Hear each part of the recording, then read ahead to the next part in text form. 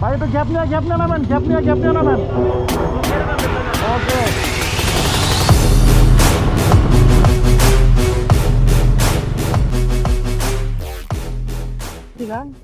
ঠিক এরকমই ফিল হচ্ছে, পুরো পাহাড়টা জুড়ে তুমি আর আমি। একটা জিনিস কি জানো, আমার সব থেকে ভালো লাগে, সারা রাত ঘুমাই নাই, মানে পাহাড় আর এতক্ষণ জার্নি একটুও ফিল হচ্ছে না। চট্টগ্রামের পাহাড়ি রেঞ্জের সার্কেল বিভাজনের উপর ভিত্তি করে চট্টগ্রামকে 3টি সার্কেলে ভাগ করা হয়েছে। প্রথমটি হলো চাকমা সার্কেল, যা রাঙামাটি ভিত্তিক।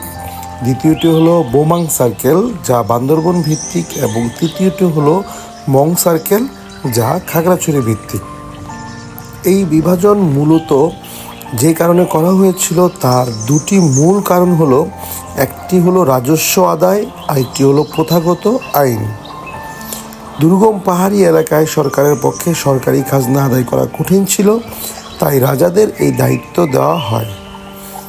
আর দ্বিতীয় হলো প্রথাগত পাহাড়িদের নিজস্ব সংস্কৃতি ও প্রথাগত বিচার ব্যবস্থা বজায় রাখার জন্য এই আইনগুলো করা হয়। রাজাদের হাতে কিছু বিচার বিবেচনার ক্ষমতা দেওয়া হয়।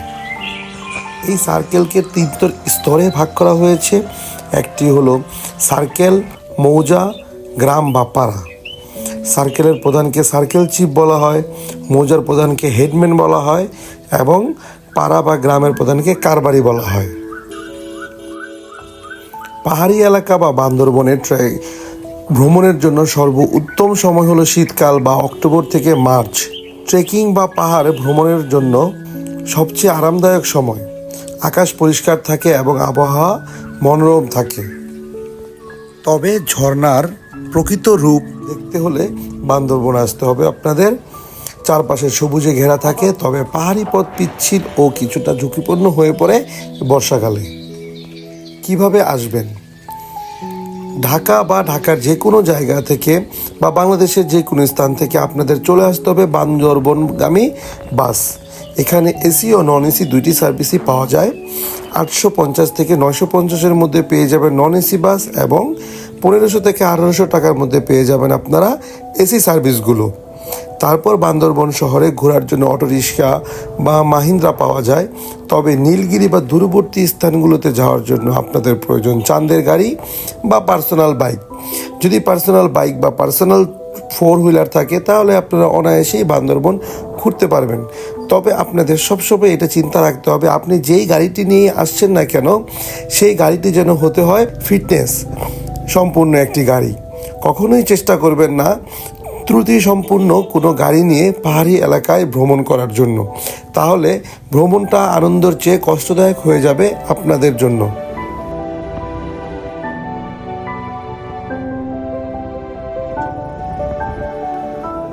চলে আসলাম আমরা ট্যুরিস্ট অ্যাসিস্ট্যান্স সেন্টার, রুমা উপজেলা।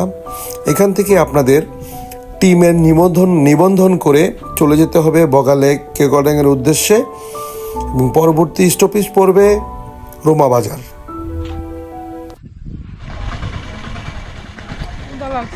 চেহারা কালো হয়ে গেছে তোমার। বাইকে করে বগালেক ভ্রমণ পাহাড়, বাঘ আর সাহসের এক অবিস্মরণীয় যাত্রা। বাংলাদেশের সবচেয়ে রোমাঞ্চকর বাইক ট্রিপগুলোর একটি হলো বাইকে করে বগালেকের ভ্রমণ। বান্দরবন থেকে শুরু করে রোমা হয়ে বগালেক, এই পুরো পথযাত্রাটাই যেন একজন বাইকারের ধৈর্য, দক্ষতা আর সাহসের চূড়ান্ত পরীক্ষা। যারা অ্যাডভেঞ্চার ভালোবাসেন তাদের কাছে এই রাস্তা স্বপ্নের মতো। বান্দরবন, রুমা, বগালেক মোট দূরত্ব 70 থেকে 85 কিলোমিটার। রাস্তা পিচ, ভাঙা, কাঁচা। এটা হলো রুমা বাস স্ট্যান্ড। যত বান্দরবন থেকে যে গাড়িগুলো আসে সব এখানে এসে এখানে, আর বাজারটা একটু সামনে, রুমাতে যেতে হবে। তারপরে ওখান থেকে আবার অন্য কিছু ভাড়া করতে হবে। এখানে বাইক রাখলাম, আর এটা রুমা সদর ইউনিয়ন পরিষদ। এখানে বাইক রেখে এখন খাওয়া দাওয়াটা শেষ করবো। এই খাওয়া দাওয়া করে যাবে কোথাও? কয়জন? 2 জন খাইব না জানি ভিতরে। হলো রুমা বাজার, এখন রুমা বাজার আছে। বান্দরবনের রুমা বাজারে আসছি আমরা এখন।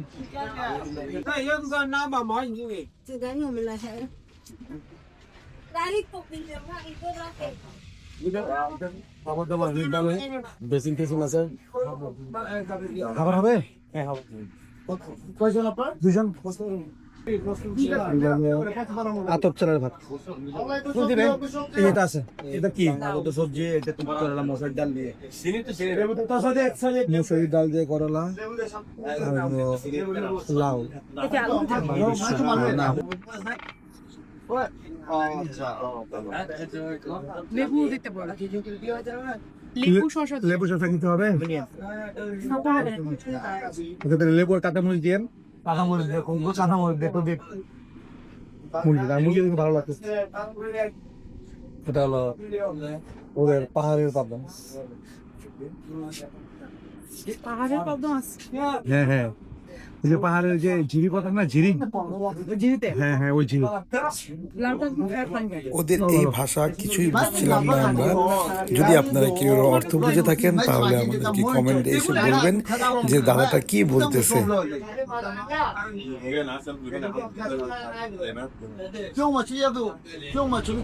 এখন বাজে 4:13। আমরা রুমা বাজারে সকল কাজ শেষ করে খাওয়া দাওয়া করে এখন বগালের উদ্দেশ্যে রওনা দিচ্ছি। যেতে যেতে সময় লাগবে আরো 30 থেকে 45 মিনিট। তো বান্দরবন শহর থেকে রুমা পর্যন্ত রাস্তাটা তুলনামূলক ভালো হলেও পাহাড়ি বাগ শুরু হয়ে যায় এখান থেকেই। সরু রাস্তায় একের পর এক হেয়ারপিন বাগ, পাশে গভীর খাদ। এই অংশে বাইক চালাতে গেলে লো গিয়ার আর ধৈর্যই সবচেয়ে বড় অস্ত্র। আসল পরীক্ষা শুরু হয় রুমা বাজার থেকে। রুমা বাজার পার হওয়ার পরই শুরু হয় প্রকৃতির চ্যালেঞ্জ। এই অংশটাই বাইকারদের কাছে সবচেয়ে আলোচিত। অধিকাংশ রাস্তা ভাঙা ও কাঁচা, কোথাও পাথুরে, কোথাও কাদা, খাড়া ওঠানামা, বর্ষায় অতিরিক্ত পিচ্ছিল। এই রাস্তায় গতি নয়, বাইক কন্ট্রোলই বাঁচিয়ে দেয় বাইকারকে। বগালেকের রাস্তায় বাইক চালাতে চাইলে 150 সিসি বাইক, তার বেশি হলে সুবিধা ভালো হয়, তবে 150 সিসি এনাফ। ভালো গ্রিপের টায়ার, ক্লাচ ও ব্রেক ভালো অবস্থায় থাকতে হবে। কমিউটার বাইকেও যাওয়া যায়, তবে স্কিল না থাকলে ঝুঁকি বেশি। নিরাপত্তার খাতিরে একটা কথা বলা যায়, রুমা আর্মি ক্যাম্পে রিপোর্ট করা বাধ্যতামূলক। একা না গিয়ে গ্রুপে যাওয়াই ভালো। ফুল ফেস হেলমেট, গ্লাভস অবশ্যই ব্যবহার করুন। দীর্ঘ সময় বাইক রাইড করার যে কষ্ট এক নিমেষেই ভুলিয়ে দেয় সেই রাস্তার দৃশ্য। পাহাড়ের গা ভেয়ে ওঠা মেঘ, নিচে ছোট ছোট ঝর্ণা, দূরে পাহাড়ি গ্রাম। বাইক থামিয়ে একটু দাঁড়ালেই মনে হবে এই যাত্রার জন্যই এত দূর আসা। বগালেক পৌঁছে যখন বাইক থামান তখন শরীর ক্লান্ত হলেও মন ভরে যায়। মনে হয় এই রাস্তায় শুধু পেরোনো নয়, নিজেকে জয় করা। পাহাড়ে রাইড করলে আপনাকে একটি বিষয় সবসময় মানতে হবে, সেটা হলো যে হর্ন বাজানো। পাহাড়ি যে বাঘগুলো আসে, আপনার অপোজিট সাইড থেকে কি আসছে না আসছে আপনি সেটা জানবেন না। তো আপনাকে হর্ন বাজিয়ে জানাতে হবে যে আপনি অপোজিট সাইড থেকে আসছেন। আর কখনোই একসাথে 3টি বাইক একসাথে ওভারটেক করার চেষ্টা করবেন না, সেক্ষেত্রে বিপদ হতে পারে। রুমা বাজার থেকে 8 থেকে 10 কিলোমিটারের দূরত্বে হলো মুল্লাইপাড়া। যারা আমরা পাহাড়ে রাইড করে যাই তারা ছোট্ট ব্রেকের জন্য মুল্লাইপাড়াতে একটা ছোট ব্রেক নিতে পারি। মুল্লাইপাড়ার যে জনবসতি রয়েছে তারা মূলত বৌদ্ধ ধর্ম অবলম্বী। তবে মুল্লাইপাড়া ঢোকার মুখে যে চার্চটি দেখা যায় সেই চার্চটি হলো খ্রিস্টান চার্চ। সেটা হলো মুল্লাইপাড়া ঢোকার সেই প্রবেশদ্বার। তারপর থেকে শুরু হয় মুল্লাইপাড়া। মুল্লাইপাড়াকে বলা হয় যে পাহাড়িদের মধ্যে সবচেয়ে পরিষ্কার পরিচ্ছন্ন পাড়া। মূলত সবচেয়ে পরিষ্কার পরিচ্ছন্ন পাড়ার মধ্যে একটি হলো মুল্লাইপাড়া। এছাড়াও এর চেয়েও পরিষ্কার পরিচ্ছন্ন পাড়া রয়েছে রুমা উপজেলাতে। মুন শব্দের অর্থ হলো পাহাড় বা উঁচু ভূমি, আর লাই শব্দের অর্থ হলো সমতল বা বসবাসযোগ্য স্থান। এই দুইটি শব্দের মিল হয়েছে মুল্লাইপাড়া, যে পাহাড়ের উঁচু ভূমিতে বসবাসযোগ্য স্থানকে মুল্লাইপাড়া বলা হয়। মুল্লাইপাড়া শুধু একটি গ্রাম নয়, এটি পাহাড়ি মারমা সংস্কৃতি, ইতিহাস ও প্রকৃতির এক সুন্দর মিলন স্থান।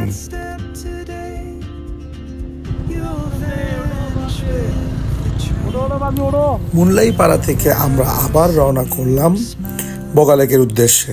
মূলত রাস্তাটাতে অনেক আপ ডাউন হিল শুরু হয়ে যায় মুনলাই পাড়ার আগে থেকেই।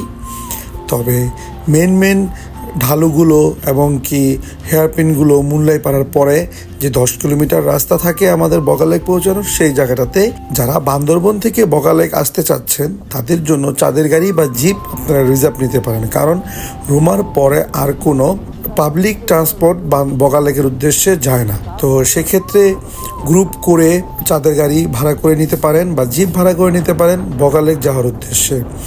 সেক্ষেত্রে ভাড়া পড়বে 6 থেকে 7,000 টাকার মধ্যে পড়ে যায় পুরো গ্রুপের একদিন থাকা সহ। বিশেষ করে রুমা থেকে আপনাদের গাইড নিতে হবে। 10 জনের জন্য একটা গাইড, 6টা বাইকের জন্য একটা গাইড, এবং কি গাইডের থাকা এবং খাওয়া এবং কি তার দৈনিক 700 টাকা করে রোজ আপনাকে দিতে হবে, সেটা আপনাদের খরচে করতে হবে। গাইড কেন নিতে হয়? গাইড নিতে হয় কারণ পাহাড়ি রাস্তা কোথায় কি পরিমাণ খাড়া ঢাল আমরা জানি না। যেহেতু আমরা প্রথম ওখানে যাই, আমরা ওখানকার রেগুলার না, সেহেতু আমরা জানি না কখন কোন গিয়ারে বাইক চালাতে হবে ওই রাস্তাগুলোতে। সেই জন্য গাইড আমাদের পাশে যায় এবং কি গাইড আমাদেরকে সেই জায়গাগুলো সম্পর্কে আগে থাকতেই বলে দেয় যে কখন কোনভাবে বাইক রাইডিং করতে হবে। আমরা যারা শহরে বাইক রাইড করি, আমরা পাহাড়ি অঞ্চলে কিভাবে বাইক রাইড করতে হয় তা আমরা জানি না। আমাদের কাছে মনে হয় যে এই রাস্তা শহরের রাস্তা একই। তো সেই জন্য আমরা পাহাড়ে রাইড করার যে অভিজ্ঞতা তা আমরা গ্রহণ না করেই আমরা পাহাড়ে চলে আসি।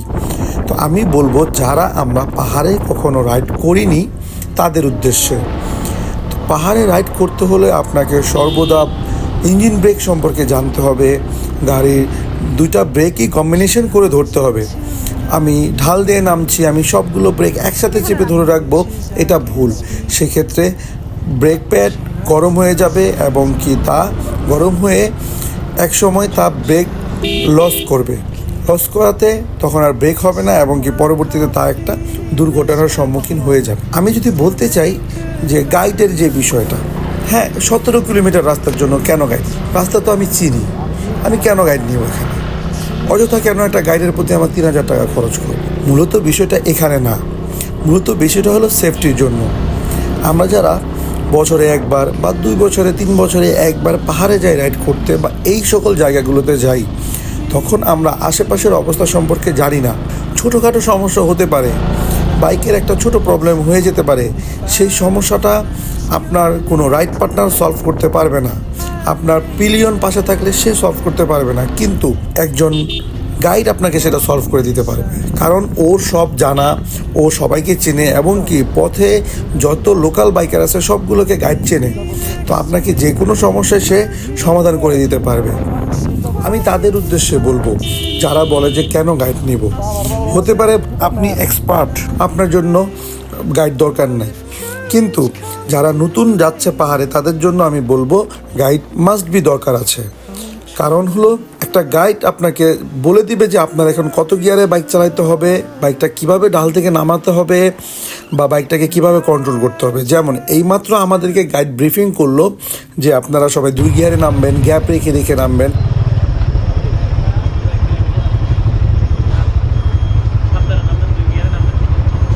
ঠিক আছে, ওকে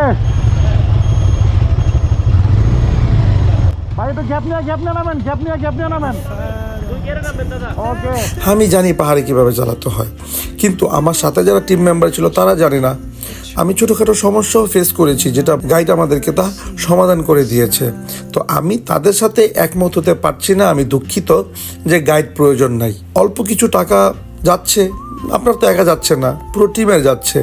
সেক্ষেত্রে আপনারা একটা মানুষ পাচ্ছেন যে আপনাকে অলওয়েজ সাপোর্ট করতেছে, এবং কি আপনি বগালেকে কোথায় থাকবেন, কোথায় খাবেন, কোন জায়গাটায় কোন টাইমিংয়ে যেতে হবে, কখন গেলে ভালো ভিউ পাবেন, কোথায় থেকে ভালো ভিউ পাওয়া যায়, সব কিছু গাইড আপনাকে বলে দিবে। তাহলে ভাই কেন বলবো না যে একটা গাইড আপনার পাশে নিলে আপনার কী এমন সমস্যা হয়ে যাচ্ছে, কিছু আর্থিক ক্ষতি হচ্ছে, ওকে আমি বলবো এটা আর্থিক ক্ষতি না। একটা ট্যুরের প্রকৃত মজা নিতে হলে কিছু জানা লোক লাগে। আমরা কখনো অপরিচিত জায়গায় গেলে আমরা পরিচিত লোককে খুঁজি, যে না পরিচিত লোক থাকলে নিশ্চয়ই মনে কিছু একটা ভালো হতো, এখানে একটু ভালো একটা ফিল পাওয়া যেত, ভালো একটা ভিউ পাওয়া যেত। সেই ভিউটা সেই একটা ভালো পরিচিতি দিবে আপনাকে গাইড। তাহলে কেন আমরা গাইডকে এত নিগলেক্ট করব? কেন গাইডকে নিয়ে এত রকম কথা বলবো? সবার উদ্দেশ্যে বলছি, আসেন এই সব কিছু বাদ দিয়ে ভ্রমণটাকে উপভোগ করি, পাহাড়ের সৌন্দর্য উপভোগ করি, পাহাড়ি রাস্তা উপভোগ করি।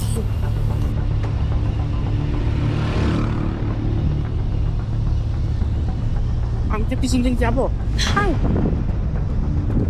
বললাম পিছন দিক চাইছো তোমারে। আমি পিছনের দিকে যাচ্ছি, কিন্তু আবার একটি নিচে কথা নেমে যাচ্ছি। বললেই নয়, আমরা যারা বাইক রাইড করি তারা আসলে জানি যে বাইকের সাউন্ড কখন কেমন হয়। পাহাড়ি ঢালুগুলো আসলে কখনোই দেখে বোঝানো যায় না বা ক্যামেরাতে বোঝানো যায় না যে কত পরিমাণ ঢালু এবং কত পরিমাণ উঁচু। তো বাইকের সাউন্ড শুনেই নিশ্চয়ই বোঝা যাচ্ছে যে আমার বাইকটা কিভাবে নামছে। 1 গিয়ারে আমার বাইকটা ফুল ক্লাচ ছেড়ে দেওয়া, সে গাড়িটা এভাবে নামছে।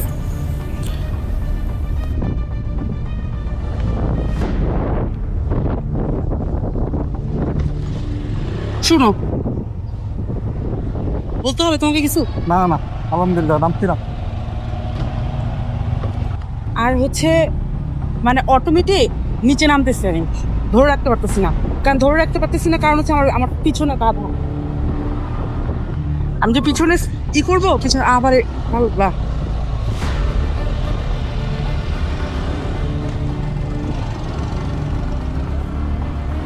নামায় লাগে, নামায় অনেক যান।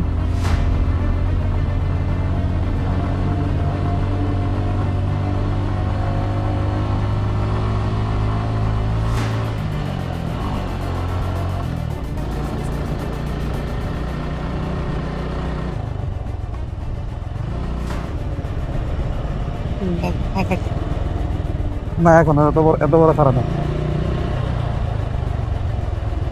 মানে একটুখানি আরেকটু স্পিড বাড়লে সোজা যেতাম নিচে। আমি তো নিচে নিচে পড়ে যাচ্ছি, কারণ আমি তো উঠতে পারতেছি না উপরে।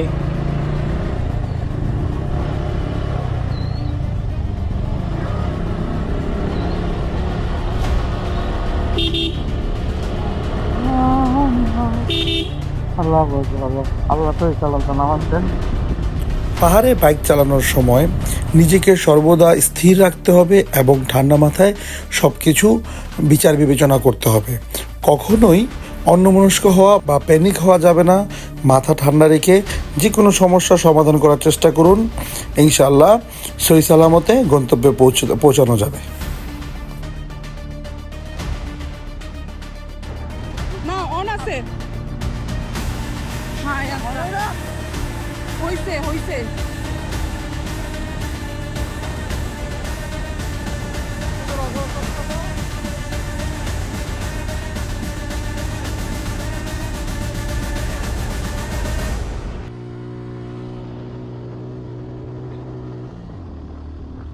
এই চাপ, ও হ্যাঁ চাপ ভাই। তাহলে একটু ভিডিওতে চলে গেল। ও মোবাইল বাইক করো।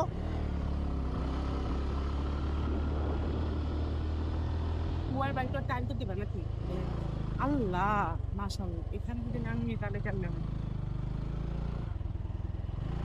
কিরা, ক্লিপটা দেখো তো, ওইটা হয়েছে কিনা।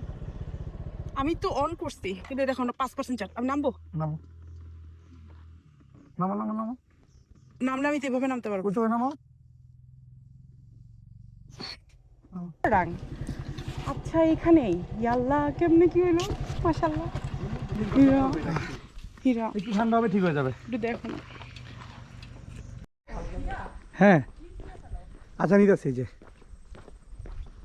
এই সেই ভাইরাল রোড, যা আমরা জিক্সার মনোরণে দুইজন একসাথে উঠলাম। পিছনে একটা বড় ব্যাগটা দেখাচ্ছি একটু পরে। আমরা ঠিক এই নিচ থেকে উঠছি, এই নিচ থেকে উঠছি। আচ্ছা, ও এইটার পরেই ওই পাশে বগালেক, ঠিক এই পাশে বগালেক।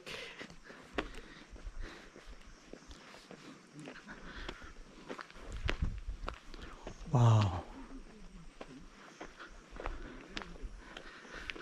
ওখানে অন্ধকার, ওগুলা সব মেঘ।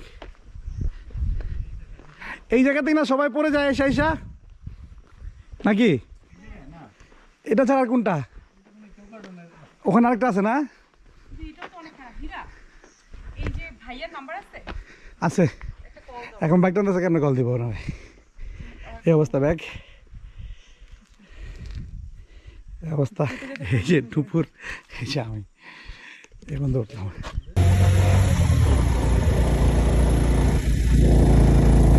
এখানে কত আলো দেখছো? হ্যাঁ, আর মেঘ বুঝা যাচ্ছে কিরা? এই যে দেখো মেঘ বুঝা যাচ্ছে মেঘ। এই যে বগা লাগছে। চলে এসেছি, ইয়ে বগালে চলে এসেছি।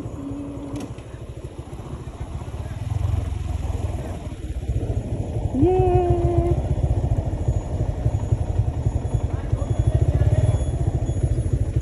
দাঁড়াতে হবে। নিচে তারা মনে কাজ শেষ করে আসবে। আমাদের ভিডিওটি ভালো লেগে থাকলে অবশ্যই লাইক, শেয়ার, কমেন্ট করে পাশে থাকবেন। ধন্যবাদ সবাইকে। আগামী পর্বে দেখা হচ্ছে কেউ কারো রঙে। তাকে এখন ফ্রেশ হবো, ফ্রেশ হয়ে আবার আসবো। তো আজকের মতো রাতের মানে সন্ধ্যার মতো যাত্রা শেষ হলো। আড্ডা বাকি আছে, গল্প বাকি আছে। এগুলো বসবো, বগা লেকের পাশে বসবো, কথা বলবো, চা খাবো, যা যা পাবো তা তা খাবো। ঠিক আছে, ভালো থাকবেন সবাই, আল্লাহ হাফেজ।